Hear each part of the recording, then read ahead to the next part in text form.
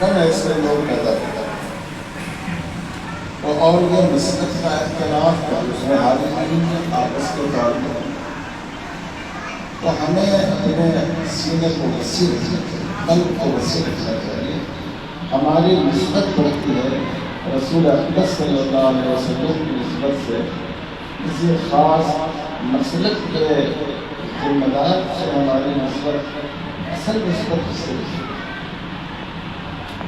ایک بات آپ حضرات سے بطور شکایت کر سکتے ہیں. ماشاء اللہ بہار میں لکھنے والے بولنے والے ان کے بڑے کردار آپ کے اندازہ ہوا کہ نئی قول ہے ماشاء اللہ لوگ اچھے بچے والے لوگ،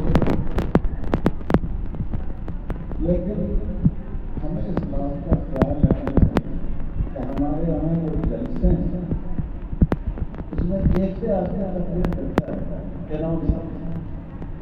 اور شاید